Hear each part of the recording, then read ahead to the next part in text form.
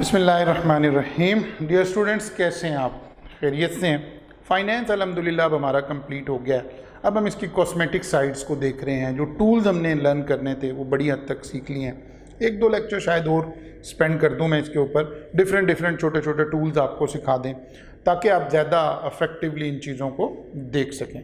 लेकिन जो लर्निंग का एस्पेक्ट है, जो चीज़ें हमें लर्न करनी थी, टाइमलाइन पर फॉरवर्ड कैसे जाना है, कंपाउंडिंग, बैकवर्ड कैसे आना है, डिस्काउंटिंग, अगर कोई सीरीज़ मिल गई तो कैसे सोचना है, एनविटी, सीरीज़ की डिफरेंट टाइप्स हमने देख ली, आईआरआर हमने देख लिया, एनपीवी हमने देख ली। तो इस तरह से अब बहुत हद तक चीज़ें हमारी कंप्लीट हुई हैं। आज हमने एक छोटा सा टूल सीखना है, छोटा सा टॉपिक है ये। वो टूल है लोन रीपेमेंट का। अगर हमने कोई लोन लिया हुआ है और हम उसकी इंस्टॉलमेंट पे कर रहे हैं। लोन को पे करने के लिए दो तरीके हो सकते हैं। एक, आपने कहीं से बैंक से कोई लोन लिया है तो आपने बैंक से कहा जैसे जैसे मैं पैसा आपको देता जाऊंगा वैसे वैसे आप मेरा लोन रीपे होता चला जाएगा। अच्छा, एक बात को समझें ज़रा, बैंक वाले का बिजनेस क्या है? पैसा रेंट पर देना, इंटरेस्ट पर प्रोवाइड करना। जैसे आप किसी भी इस कॉन्सेप्ट को समझने के लिए किसी भी रेंटल बिजनेस को अंडरस्टैंड करें। मसलन फर्ज किया आपने रेंट अ कार वाले के पास गए और उससे कोई पर डे रेंट तय करके आपने एक व्हीकल, एक गाड़ी रेंट पर ले ली। लेट्स अज्यूम उसने कहा जी मैं 5000 पर डे आपसे रेंट चार्ज करूंगा। आपने कहा ओके। उसने जो अपनी सिक्योरिटी वगैरह लेनी थी वो ले ली। जाहिर है वो आपको गाड़ी, एक व्हीकल 30-35 लाख रुपए का एसेट दे रहा है, तो कोई हो सकता है सिक्योरिटी आपसे ले, या हो सकता है आपका जानने वाला हो, किसी भी तरह से सिक्योरिटी ज़रूरी नहीं एसेट्स की शक्ल में ली जाए, बाद दफ़ा रिलेशन की शक्ल में, किसी भी शक्ल में ली जा सकती है। अब आप गाड़ी ले आए उससे, पर डे हमारा रेंट तय हो गया। आप गाड़ी आज एक दिन का कह के लाए, लेकिन आप 2 दिन यूज़ कर लें, 5 दिन यूज़ कर लें, 10 दिन यूज़ कर लें, उसे कोई एतराज़ नहीं है, बिकॉज वो तो व्हीकल को रेंट पर देता है, यही उसका बिजनेस है। तो गाड़ी रेंट पर चल रही है, बिल्कुल कोई प्रॉब्लम नहीं है। प्रॉब्लम वहाँ है जहाँ उसे या तो सिक्योरिटी का थ्रेट क्रिएट हो जाए कि कहीं खुदा ना खास्ता आप उसकी व्हीकल लेकर जाने वाले हैं, ठीक है ना, या उसे लगे कि यार ये बंदा तो रेंट मुझे कहाँ से देगा, ये गाड़ी चलाई जा रहा है इसके, ये तो इसका फाइनेंशियल हालात तो ऐसे नहीं लग रहे कि रोज़ का 5000। इन दो वजह से तो वो परेशान हो सकता है, अदरवाइज वो परेशान नहीं हो रहा।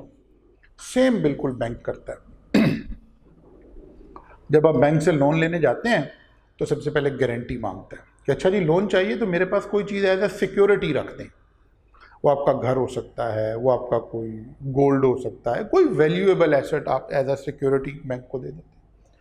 अब उसके बाद बैंक का पैसा आप यूज़ कर रहे हैं, आप डिले करेंगे तो कोई बात नहीं है। जैसे गाड़ी का पर डे रेंट था, ऐसे ही हमारा भी कंपाउंडिंग फ्रीक्वेंसी में कुछ तय हुआ है ना, compounding monthly, compounding annually, compounding daily. तो बैंक ले रहा है पैसे, कोई प्रॉब्लम नहीं। तो एक तो तरीका ये हो सकता है कि मैं बैंक से कहूँ जनाब मुझे लोन चाहिए, लेकिन मैं लोन आपको कैसे दूंगा? मैं लोन आपको रीपे करूंगा, जब जब मेरे पास पैसे होंगे मैं साथ साथ देता जाऊंगा, जिस दिन लोन पूरा हो जाए आप मुझे बता दीजिएगा। ऐसे भी हो सकता है। और एक हो सकता है हम कहें नहीं नहीं यार आप ऐसा करें भाई, मैंने ये लोन आपसे लिया है, इतने अरसे में आपको वापस करूंगा, आप मुझे इसकी किस्तें बना दें। ये ज़्यादा ज़रा सिविलाइज्ड वे में तरीका है। आज असल में हम यही पढ़ने जा रहे हैं कि ये बात कैसे पता चलेगी। और फिर किसी भी पॉइंट ऑफ टाइम पर अगर मेरे पास पैसे आ गए हैं और मैं चाहता हूँ यार मैं इस लोन से जान छुड़ाऊँ, मैं क्यों किस्तें दे रहा हूँ भाई, मैं लमसम पे कर दूँ, तो कैसे पता चलेगा कितने पैसे रहते हैं, कितने पैसे पे करना है। तो इस तरह की एक छोटी सी अलाइड सी सिनेरियो हमने डिस्कस करना है। तो मैंने हेडिंग लगाई जी आपके लिए, क्या जी? Loan repayment schedule. चलिए मसलन एक छोटा सा सिनेरियो क्रिएट कर लेते हैं। Receive loan of ₹500,000 payable in 5 year in equal instalment. अच्छा, इक्वल क्वार्टरली इंस्टॉलमेंट। चलिए पहले मैं एनुअल से स्टार्ट लेता हूँ, यहां से लेते हैं। Received loan of ₹500,000 payable in 5 year in equal annual installment। वो कहता है जी मैंने 5 लाख लोन लिया है बैंक से और बैंक को कहा यार हर साल मैं एक किस्त आपको दूंगा, तो बताओ मुझे कितने पैसे देने पड़ेंगे? मेरी बात समझ आ रही? हर साल एक इंस्टॉलमेंट दूंगा आपको और 5 इंस्टॉलमेंट में आपका लोन वापस कर दूंगा। Received loan of rupees 500,000 payable in 5 years in equal annual installment. Interest rate on outstanding balance। ये लफ्ज़ एक दफ़ा पहले भी आया था और मैंने कहा था आगे जाके हम इसे एक्सप्लेन करेंगे, तो आज वो डे है जब हम इस लफ्ज़ को एक्सप्लेन करेंगे। Outstanding balance. Interest rate on outstanding balance is 12% compounded annually. Okay, number 1 आपको याद होगा जब हम एनवीटी वगैरह पढ़कर आए थे तो हमने एनपीवी के कुछ कॉन्सेप्ट को समझा था कि ये कॉस्ट ऑफ एसेट भी होती है, अमाउंट ऑफ लोन भी होती है, कोई 5 डिफरेंट। उसमें एक बात थी ना कि एनपीवी किसको शो करती है? Amount borrowed. इसका मतलब है ये जो 500,000 है ये एनपीवी हुई ना, net present value. Net present value. Okay okay, अब जरा गौर कीजिए। सबसे पहला काम मेरी कितनी इंस्टॉलमेंट बनेगी, तो मैं ये पहले आपको यहां करके दिखाता हूं एक मरतबा।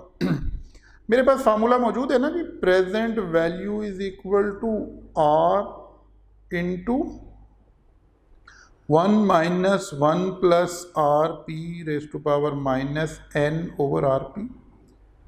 यहां से हम रेंटल निकाल सकते हैं। प्रेजेंट वैल्यू का क्या मतलब होता है? लोन। इसका मतलब है अगर 5 लाख रुपए का लोन लिया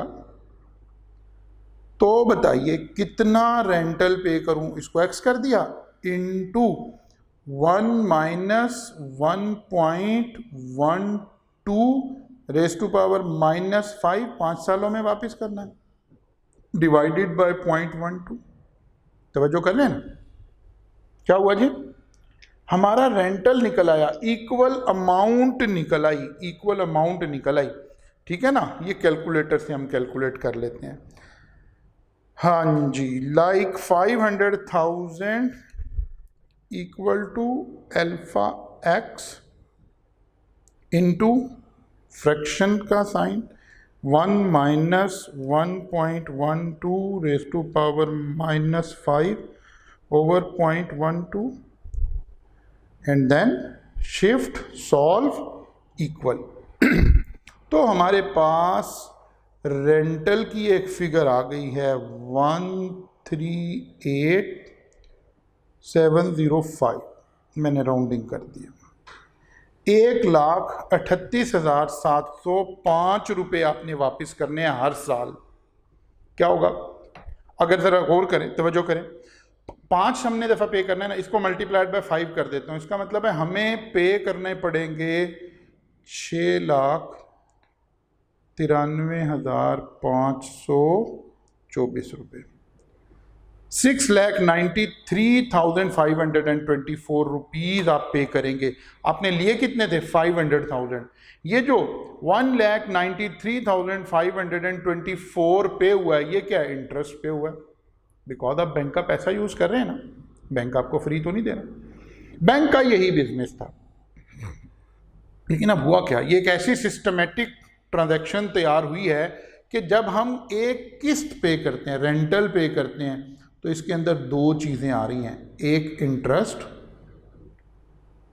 और दूसरे को हम कहते हैं प्रिंसिपल, कि जितने पैसे हमने लोन लिया था, amount borrowed is called principal. Lecture number 1 of finance, पहले लेक्चर में बात आ रही थी। Amount borrowed is called principal. इसका मतलब है हर किस्त में हम कुछ इंटरेस्ट भी दे रहे हैं, सूद भी दे रहे हैं, और कुछ उसका असल जर जिसको बोलते हैं प्रिंसिपल वो भी वापस कर रहे हैं। ऐसे ग्रेजुअली इसका सारा प्रिंसिपल भी चला जाएगा और हमारे लोन खत्म हो जाएगा। तो ये सारी बात, जैसे मैंने शुरू में कहा, ये सब कुछ, ये फार्मूला तो हम बहुत अच्छी तरह से पढ़ चुके हैं ना, इसका तो बड़ा अच्छा हमें नॉलेज है। यहां से हमने रेंटल निकाल लिया। अब हम इसकी छोटी सी फर्दर एक्सटेंशन पढ़ना चाह रहे हैं असल में। देखिए क्या हुआ। अब मैं देख रहा हूं कि यार जब मैं किस्त पे करता हूं तो कितने पैसे लोन प्रिंसिपल में जाते हैं और कितने पैसे इंटरेस्ट पे जाते हैं। जरा देखिए, मैंने एक टेबल बनाया, this is called loan repayment schedule. कितना लोन लिया जी मैंने? आज 500,000, ये मेरा लोन है, ठीक है। कितनी किस्त बनाई थी अभी? यही बनाई थी, 1,38,705 रुपये पर ईयर। ऐसे ही था ना कि कुछ और था? यही तो था। ओके, अब जरा गौर करें, आज आपको कंपाउंडिंग भी जरा और एक एंगल उसका नजर आएगा। बैंक ने, मैंने आज टुडे जीरो बैंक से 5 लाख रुपया लोन लिया। अच्छा जी, ले लिया, बैंक से 5 लाख रुपया लोन ले लिया। पहला किस्त मैं कब जमा करवाऊंगा? 1 साल बाद। यानी आप ऐसे ही समझें, 1 जनवरी को लोन लिया, 31 दिसंबर को जाकर हमने पहली इंस्टॉलमेंट पे करनी है बैंक को, लोन की रीपेमेंट की। हमने बैंक का कितना पैसा यूज किया? 5 लाख रुपया। हमने अपने उस फार्मूले से रेंटल बनाया, रेंटल आ गया 1,38,705।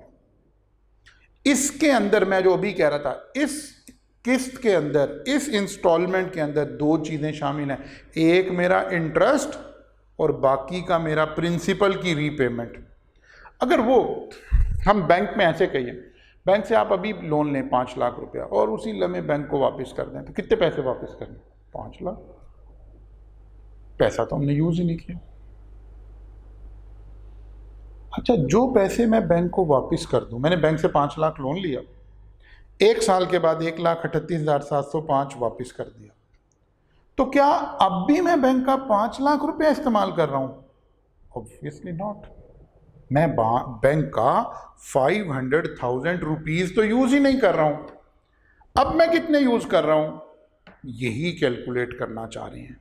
ठीक होगी बात? जरा देखिए, सबसे पहले आपने देखना है, आपको पता है हम एक सेंटेंस पहले भी बोलते थे, हमने जहां भी इंटरेस्ट रेट यूज करना है वो पीरियोडिक यूज करना है, क्योंकि यहां एनुअल ही कंपाउंडिंग हो रही है, तो वही पीरियोडिक रेट है। तो बेसिकली 12%, ये मेरा पीरियोडिक रेट है। बात समझ आ गई?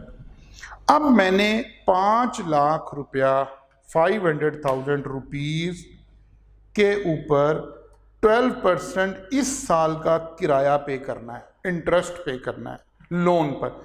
इसका मतलब है 60,000 मेरा इंटरेस्ट बन गया 1 साल बैंक का पैसा इस्तेमाल करने पर। लेकिन मैं बैंक को दे रहा हूं 1,38,705, 1,38,705। तो बाकी के पैसे क्यों दे रहा हूं? कितने हैं बाकी के पैसे? 78,705। ये मैंने बैंक को किस मद में दी? बैंक को मैंने टोटल कितने पैसे दिए? 1,38,705 रेंटल, एनुअल रेंटल पे किया मैंने बैंक को। उसमें से 60,000 तो इंटरेस्ट पे किया है। तो फिर ये क्या है? ये मेरी प्रिंसिपल रीपेमेंट है। कैसे निकली है?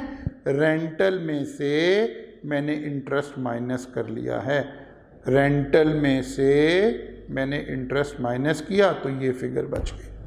मेरी बात फॉलो करके फिर सोच लें, रेंटल कहां से बना है? पहले तो इसको सोच कर आइए, रेंटल कैसे बना है? हमारा नॉर्मल प्रेजेंट वैल्यू के फॉर्मूला से हमने रेंटल बना लिया। Okay, done. फिर क्या हुआ? अब हमने एक पीरियड का इंटरेस्ट लिया, एनुअल रेंटल से इंटरेस्ट माइनस किया, बाकी आ गई प्रिंसिपल रीपेमेंट। हमने इस साल के शुरू में बैंक से 5 लाख रुपए का लोन लिया और साल के आखिर में बैंक को 78,705 प्रिंसिपल का पे कर दिया। बाकी तो इंटरेस्ट पे किया है ना, वो तो आपने पैसा भी यूज कर लिया। ये अमाउंट है जो हमने बैंक को असल में पे किया। तो बाकी रह गया 4,21,295, 4,21,000। ये पहला साल, अब दूसरा साल। फिर तवज्जो करें, मैंने बैंक का पहले साल फर्स्ट ईयर कितना फंड यूज किया है, कितना पैसा यूज किया है, 5 लाख रुपए, उसका इंटरेस्ट पे कर दिया।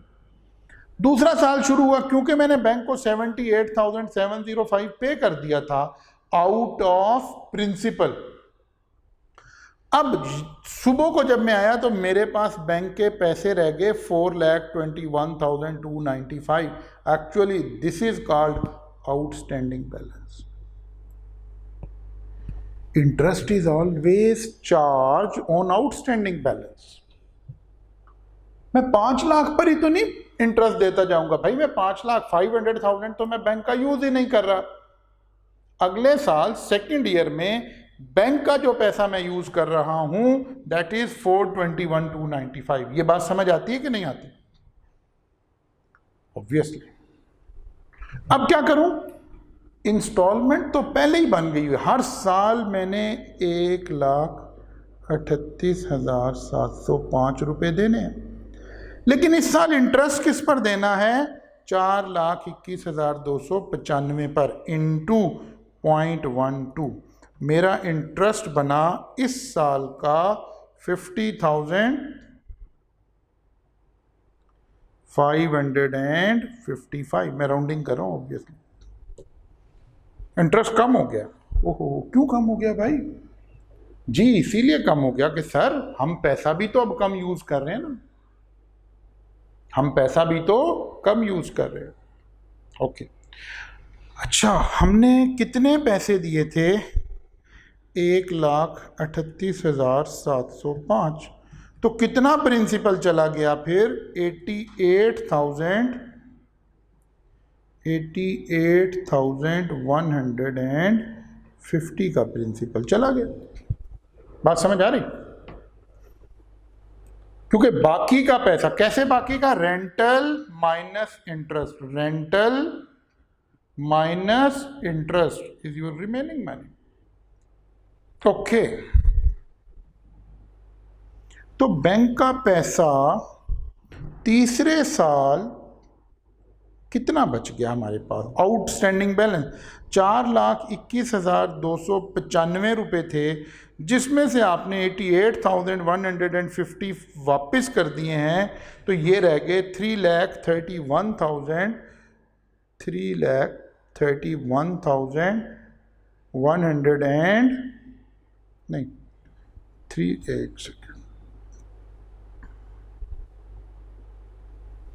3,33,145 ये पैसा रह गया मेरा, क्योंकि मैंने 88,150 फर्दर वापस कर दिया ना। अब तीसरे साल में किस्त तो मैंने फिर वही देनी है, क्योंकि बैंक से तय तो यही हुआ था। अच्छा जी, तो फिर तीसरे साल का किराया कितना बना? 33,145 इंटू 0.12। तीसरे साल का हमारा रेंट बना 39,977। ओके, और हमने बैंक को फिर प्रिंसिपल कितना दे दिया? हमने बैंक को प्रिंसिपल वापस कर दिया 98,728। ओके, मेरी बात समझ रहे हैं? फोर्थ ईयर भी निकालते हैं, बल्कि फिफ्थ पूरा ही बना देते हैं। फोर्थ ईयर में आउटस्टैंडिंग कितना रह गया जी? 33,145 माइनस 98,728 फर्दर हमने वापस कर दिया है।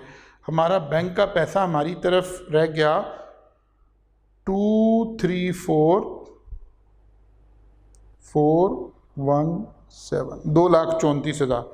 हमने फिर किस्त जमा करवाई, कितनी? 1,38,705। कितना इंटरेस्ट लगा? 12%। क्या आंसर आ गया? 28,130। कितना प्रिंसिपल वापस चला गया? -138,705। ये चला गया 1,10,000 575 and here come the last rental. Bank का पैसा कितना बच गया हमारी तरफ 234417 माइनस 110575 123,842। अच्छा जी, रेंटल कितना देना है 138,705। अब आपका जी चाहे वैसे ये रिकंसाइल हो जाएगा, मैं आपको करके दिखाता हूँ 123,842 इंटू 0.12। तो हमने इंटरेस्ट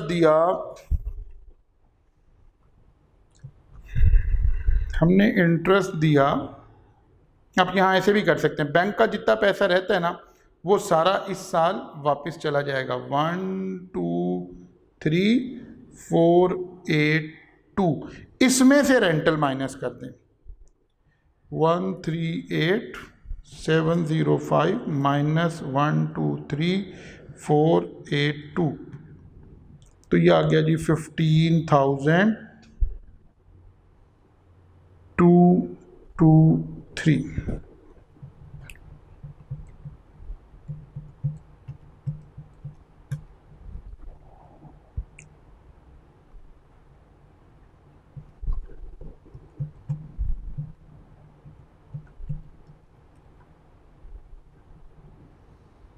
ठीक है, ये थोड़ा सा कोई राउंडिंग एरर भी आपको नज़र आएगा जो हम पीछे राउंडिंग कर रहे थे, ठीक है ना। ये ऐसे भी कर सकते हैं, आखिरी फिगर ऐसे डाल लें या यहाँ से उठाकर इस फिगर को इधर लाइए और बाकी की फिगर को आगे ले जाइए, दोनों तरह से ठीक है, आप किसी भी तरह कर सकते हैं, ठीक है ना। वो 200-300-400 रुपये का एक फ़र्क क्रिएट होगा जो राउंडिंग एरर, क्योंकि हमने रेंटल में भी राउंडिंग कर ली थी। कोई मैं ऐसा क्वेश्चन भी आपसे डिस्कस कर लूँगा जिसमें राउंडिंग एरर ना आ रहे हो, ताकि आपको कॉन्सेप्ट में कहीं कन्फ्यूजन ना हो। तो इस तरह से हम इसको लेकर चल सकते हैं। ओके,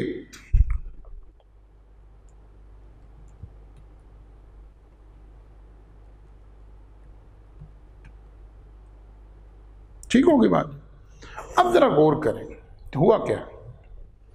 हमने लोन लिया कितना 5 लाख रुपए का, कितने पैसे वापस किए, इन सब का टोटल लगा लें तो ये वही वाली अमाउंट आ जाएगी जो ऑलरेडी हम सोच रहे थे। कितना इंटरेस्ट पे किया, इनका टोटल कर लें तो ये वही आ जाएगा 100, 200, 300 रुपये के फ़र्क के बाद जो ऑलरेडी। इन सब का टोटल करें तो ये 5 लाख आ जाएगा कि ये 5 लाख हमने बैंक को वापस कर दिए। इसको हम प्रिंसिपल रीपेमेंट इसीलिए कह रहे हैं, प्रिंसिपल जा रहा है। इन सब का टोटल करें 500,000 आंसर आ जाएगा। बात समझ रहे हैं। सो ऐसे हम लेकर आगे चल सकते हैं। अगर यहां 1-2 चीजें मैंने आपसे डिस्कस करनी है।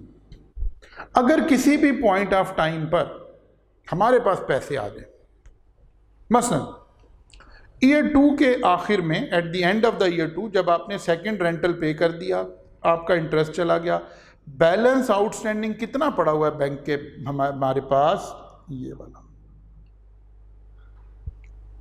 अगर हम उसी वक्त बैंक को 3,33,145 रुपया पे कर दें तो हमारा लोन ख़त्म हो जाएगा, हमें फर्दर 5 साल तक जाने की ज़रूरत नहीं पड़ेगी।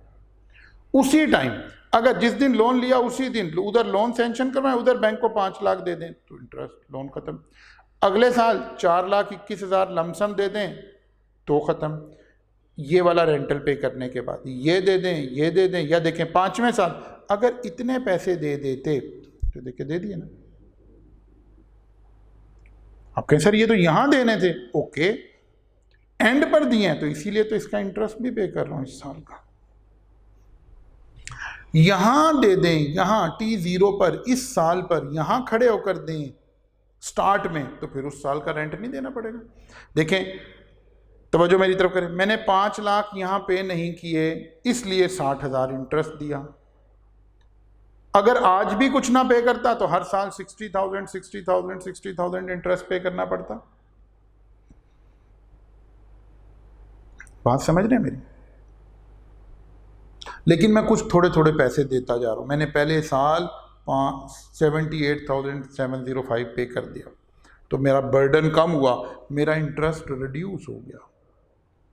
फिर मैंने और कुछ पैसे पे कर दिए, मेरा इंटरेस्ट और रिड्यूस हो गया। फिर मैंने कुछ और पैसे पे, मेरा इंटरेस्ट और हो गया और अच्छा सम टाइम, क्योंकि टीचर आमतौर पर सवाल कर रहा होता है ना, सम टाइम को कॉस्टिंग एरर हो सकता है, आपने उस पर नहीं पड़े, आपने कॉन्सेप्ट लेकर चलना है। क्योंकि इस वक्त मैं खुद ही कैलकुलेशन कर रहा हूँ, आमतौर पर टीचर यूज टू हैं, हमने हमारी सारी ज़िंदगी कैसे गुजरी होती है, नीचे बच्चे बैठे हैं वो जल्दी जल्दी कैलकुलेशन कर देते हैं, तो ज़रा रिकनसाइल भी हो जाते हैं। तो कहीं कोई एरर आ रहा हो ना, आपको नज़र आ रहा है कि यार इन सबको सम करें तो ये नहीं ये आ रहा है, तो ओके कोई बात नहीं, वही आ रहा होगा, इसमें तो कोई कॉन्सेप्ट नहीं है। हम आपको कॉन्सेप्ट के ऊपर फोकस करना चाह रहे हैं। ओके, ये तो 5 साल का लोन था, ईयरली पेमेंट जा रही थी, तो मैंने क्या किया, 5 रेंटल बना लिए।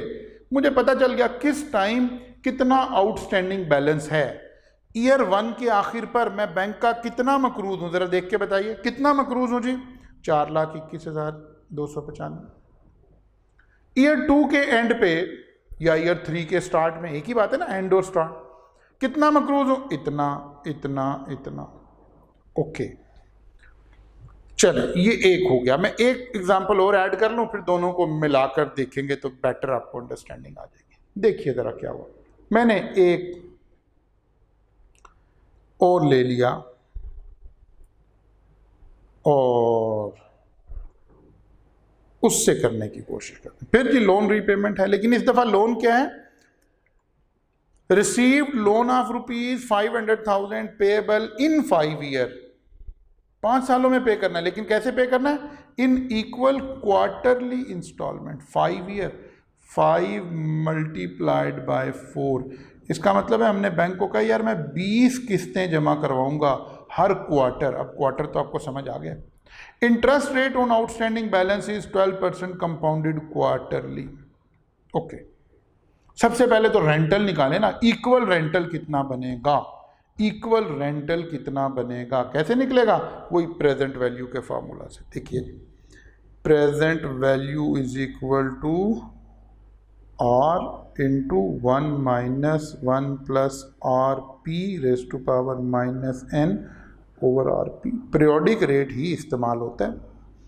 Present value means loan 500,000 is equal to X, क्योंकि ये तो कैलकुलेट करना है, into 1 minus 1.03 raise to power minus 20, क्योंकि 20 किस्तों में लोन पे करना है, 2.03। पीरियोडिक रेट 12% था ना, 0.03 आ गया। ओके, तो किस्त बना लेते हैं जी जरा। 500,000 is equal to alpha x into 1 minus, sorry पहले फ्रैक्शन ले लीजिए, 1 minus 1.03 raise to power minus 20 over 0.03। Shift solve equal, यहाँ से क्या बन जाएगा हमारे पास, रेंटल बन जाएगा। कितना आ गया जी, 33,000। एक्स इज इक्वल टू आ गया 33,608, 33,608 रुपया हर क्वार्टर पे करेंगे। तो टोटल पैसे कितने चले जाएंगे, मल्टीप्लाइड बाय 20, तो टोटल पैसे चले जाएंगे 6,72,157। लिए कितने थे, 5 लाख। दोनों का डिफरेंस लें तो 1,72,157 रुपये क्या है, टोटल इंटरेस्ट पेड, जो हम बैंक को पे कर रहे हैं। क्यों पे कर रहे हैं भाई, बैंक का पैसा हमने 5 साल तक यूज किया है। लेकिन आज इस सारी डिस्कशन में जो बात आप मेरे साथ सीख रहे हैं वो ये है, आप कहिए कि सर हमने 5 लाख नहीं इस्तेमाल किया। हाँ, शुरू में ज़्यादा, पहले साल 500,000 या पहले क्वार्टर या पहले मंथ, फिर लेकिन साथ साथ हम पैसे वापस भी करते गए। इसी वजह से तो रीपेमेंट शेड्यूल बना रहे हैं। बात समझ आ गई ना। आइए नाउ जी, रीपेमेंट शेड्यूल।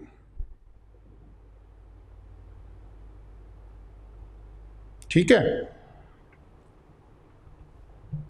Repayment schedule.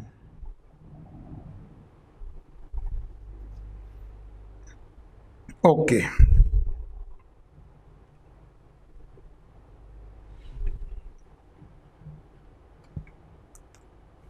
मैं ज़रा रेंटल दोबारा निकाल लूँ एक मरतबा, मुझे लग रहा है कि ठीक आ गया कि नहीं। 500,000 is equal to alpha x into fraction 1 minus 1.03 power minus 20 over 0.03, 33,608 रुपये, बिल्कुल ठीक है। Okay, done. हमने लोन लिया जी, यकम को 5 लाख रुपया यूज़ किया, लेकिन कितना अर्सा, अब यहीं से समझना है। बहुत सारे कॉन्सेप्ट पिछले भी आज स्ट्रीमलाइन हो जाएंगे इंशाल्लाह। देखिए, हमारी पेमेंट क्या तय हुई है? पेमेंट बैंक से तय हुई है इक्वल क्वार्टरली इंस्टॉलमेंट। हम क्वार्टरली, हमने यकम जनवरी को लोन लिया, 31 मार्च को जाकर पहला रेंटल पे करेंगे। कितना? 33,608 का। जैसे ही रेंटल दे रहे हैं तो कुछ पैसा तो हम इंटरेस्ट दे रहे हैं और बाकी का प्रिंसिपल वापस कर रहे हैं, असल पैसा वापस कर रहे हैं। अब हमने पैसा कितना अरसा इस्तेमाल किया? 3 मंथ। 3 month mean 1 quarter. एक क्वार्टर का रेट क्या है? पीरियोडिक रेट, वही 3%। ये निकाल लिया हमने RN/CF से, 12 डिवाइडेड बाय 4, 3%। इसका मतलब है एक क्वार्टर में हमने 5 लाख का 3% इंटरेस्ट पे कर दिया। तो ये कितना आ गया जी? आप निकाल लीजिए, कैलकुलेटर से ही चले निकालने जी। 500,000 का 3% 0.03, तो ये आ गया 15,000। 15,000 रुपया तो हमारा क्या बन गया? इंटरेस्ट बन गया। हमने पे किया 33,000, बाकी रेंटल माइनस इंटरेस्ट, तो बाकी कितना आ गया? 18,608 हमने प्रिंसिपल वापस कर दिया। कब? 31 मार्च को। तो ये वाली पेमेंट करने के बाद हमारा तरफ बैंक के कितने पैसे रह गए? Outstanding balance 4,81,392। मेरी बात समझ आ रही है? 31 मार्च कह लें या यकम अप्रैल कह रहे हैं, हमने बैंक का कितना पैसा देना है? ये पैसा देना है। Outstanding balance, outstanding balance. अब फिर 30 जून आया, फिर ये पैसा हमने बैंक का फिर एक क्वार्टर यूज कर लिया। अब इसका लें जी 3%, ये आ गया 14,442 कर दिया मैंने राउंड। किस्त तो हमने इक्वल ही देनी है, बैंक से तय हुआ इक्वल इंस्टॉलमेंट। फिर कितने पैसे चले गए बैंक को? ये चले गए जी 19,166। ऐसे हम आगे चलते चले जाएं, प्रोसीड करते चले जाएं। मेरी बात फॉलो कर रहे हैं? हर लेकिन अब हमें 20 दफ़ा जाना पड़ेगा। अब अगर मैं ट्विस्ट लेने लगा हूँ, पहली बात ये देखें, ये टेबल बनाना आ गया आपको? चलें ठीक है, ओके। मैं यहाँ वापस आता हूँ, मैं टेबल एक और आपके हाथ से गुजरवा दूँ ताकि आप पहले इससे कंफर्टेबल हो जाएंगे। सर टेबल हमें बनाना आ गया, ओके। चलें एक और लोन ले लेते हैं। Receive a loan of 500,000 payable in 5 year in equal monthly instalment. Interest rate on outstanding balance is 12% compounded monthly. पहले रेंटल निकालें। Present value is equal to R into 1 minus आज सिर्फ पीरियोडिक रेट चेंज हो रहा है ना। 500,000 is equal to X into 1 minus, अब monthly rate क्या हो गया? 1%, 0.01, और 5 साल में कितने मंथ हो गए? 60 ओवर 0.01। 1। ओके, तो क्या आंसर आ गया जी? 500,000 equal to x into fraction 1 minus 1.01 raise to power -60 over 0.01। Shift solve equal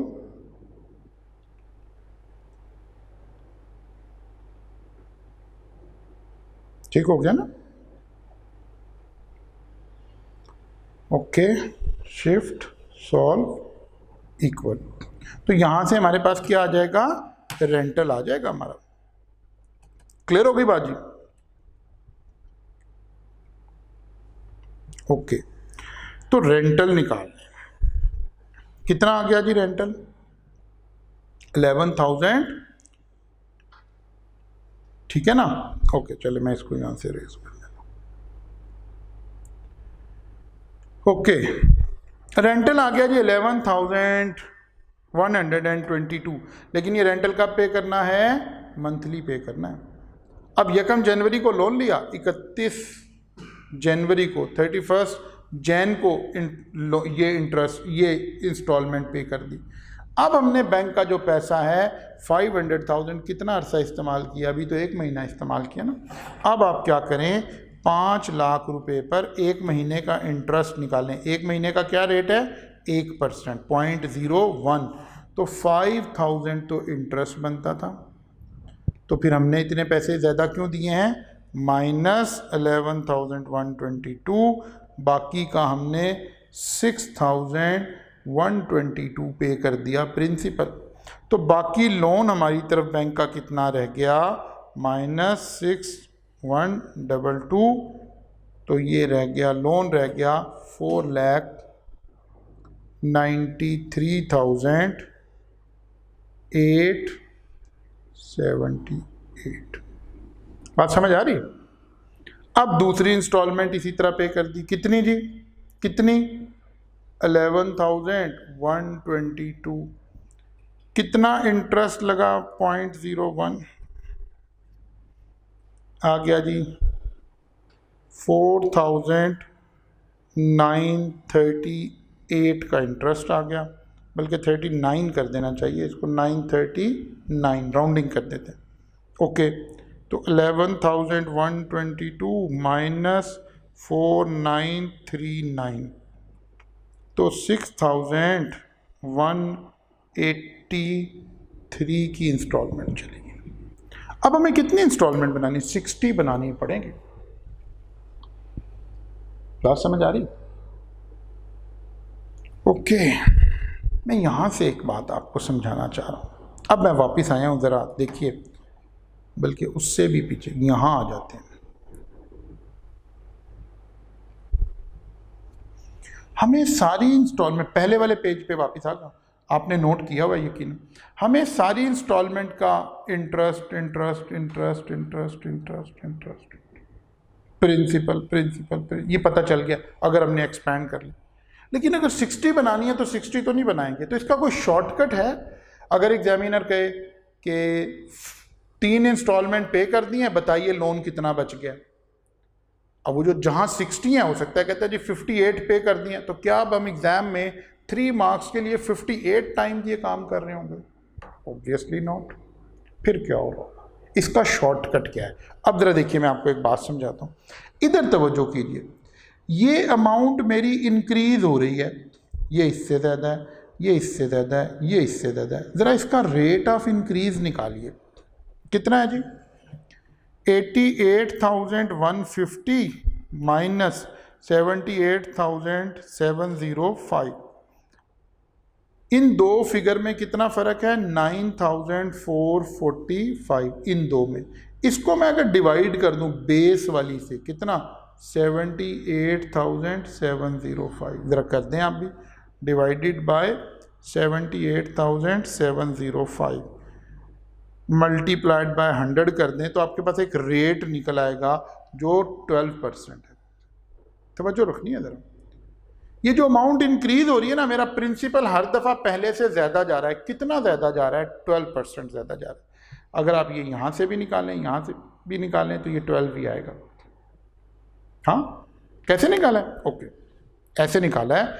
ये जो बड़े वाली फिगर है ना, ये इसमें से पिछली फिगर को माइनस कर दें तो ये डिफरेंस आ गया,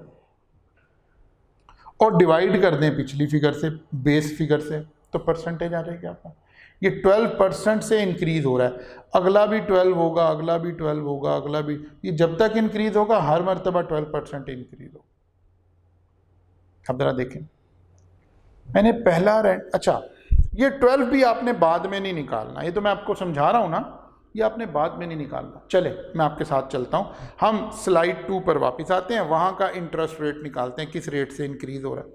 देखिए जी, इसमें और इसमें, चले यहाँ जगह मेरे पास ज़्यादा है, मैं आपको समझाता भी हूँ कैसे इंटरेस्ट रेट परसेंटेज में कैसे निकालना। बड़ी फिगर में से 19,166 minus 18,608 divided by 18,608 multiplied by 100 कर रहा हूँ मैं, यहाँ से रेट निकल रहा है। तो आप ज़रा निकाल कर देखिए, ये 3% आ जाएगा। एक और भी शॉर्टकट है, जब आप उधर स्टैटिस्टिक्स के पोर्शन में इंडेक्स नंबर पढ़ चुके होंगे ना, तो मैं उससे भी निकल सकता, लेकिन मैं दानिस्ता कम्प्लेक्स नहीं कर रहा। चलें जी, ज़रा निकालिए, पहले अपने हाथ से निकाल लें। 19,166 minus 18,608 divided by 18,608 multiplied by 100, तो क्या आंसर आ गया जी? 2.9983%। अच्छा जी, चलें कोई बात नहीं, आगे चलते हैं, थर्ड वाले पर चलते हैं। ज़रा इस वाले पर आते हैं। यहाँ कितनी इंक्रीज आई है, तवज्जो करें।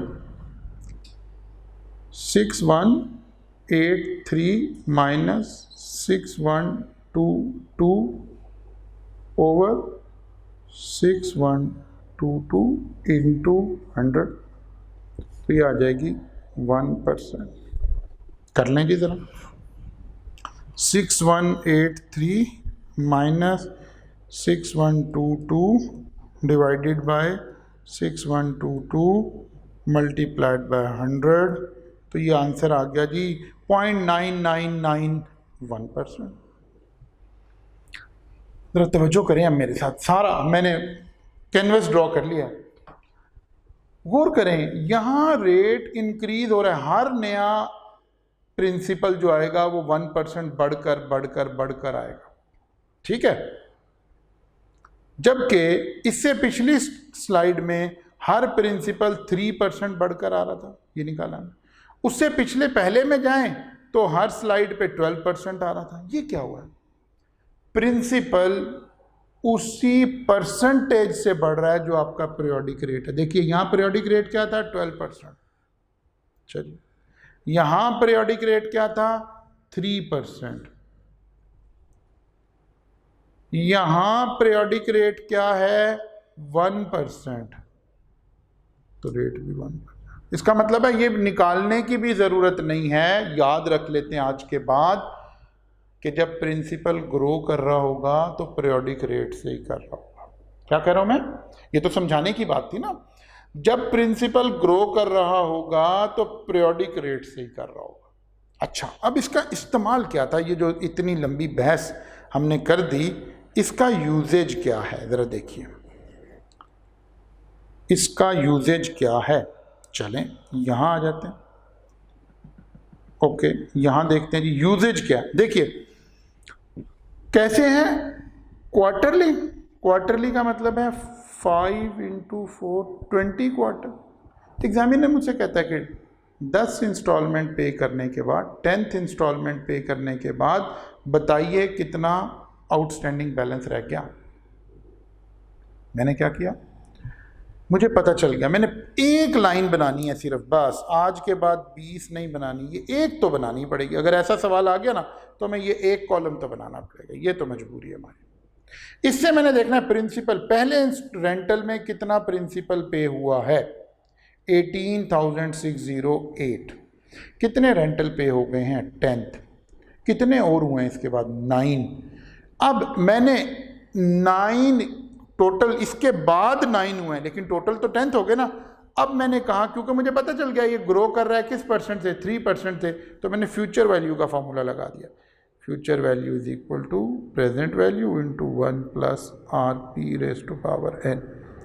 इसको बेस बनाया 18,608 इंटू, यहाँ रेट ये वाला लगाया पीरियोडिक 1.03 रेज टू पावर, कितने रेंटल पे हुए, 9 और हो गए, 9 की ग्रोथ, इसमें तो 9 की ग्रोथ डली ना।